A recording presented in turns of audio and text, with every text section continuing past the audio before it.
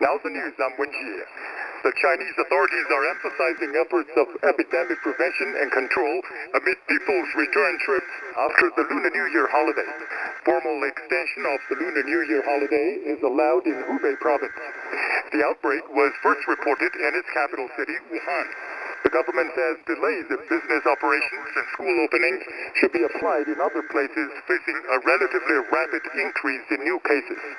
Meantime, industries concerning medical materials and everyday necessities are being urged to promptly resume work. Railway passenger trips in China are expected to slump 79% year-on-year to 2.6 million on Saturday. The number of railway passenger trips already went down 77% on Friday. China has extended its 7-day Spring Festival holiday to 10 days amid the novel coronavirus outbreak, easing pressure from the holiday travel rush. China will strengthen its financial support for epidemic control, with the battle against the novel coronavirus at a critical stage.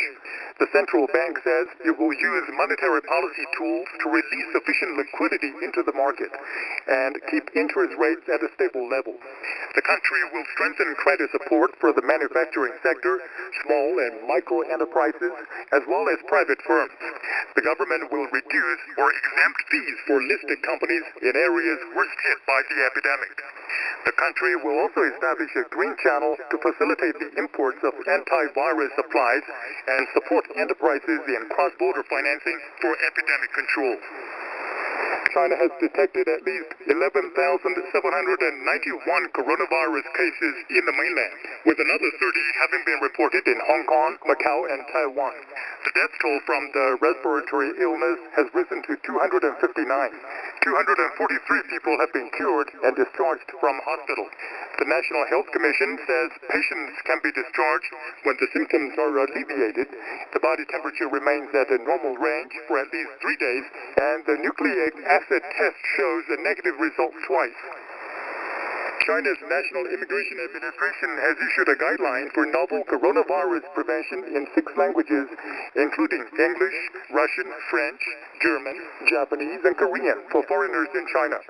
The guideline advises foreigners in China to strengthen personal protection and health monitoring, minimize outdoor activities, and keep good hygiene and health habits during the epidemic.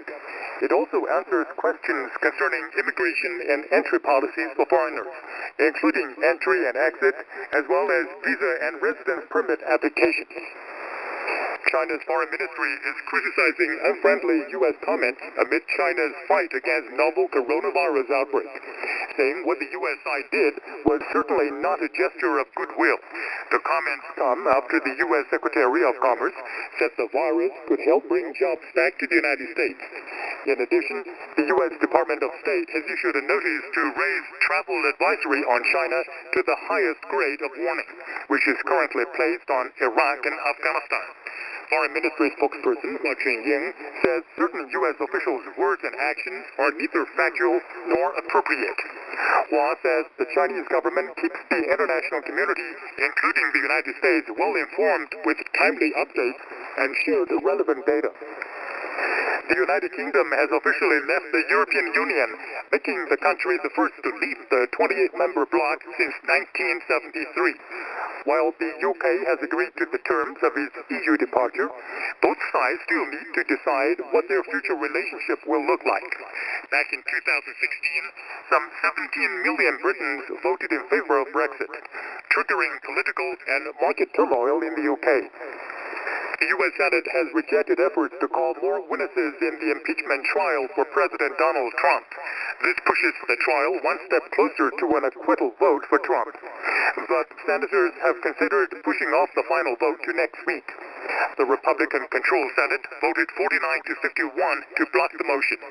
Republican senators Mitt Romney and Susan Collins broke ranks and voted in favor of calling witnesses.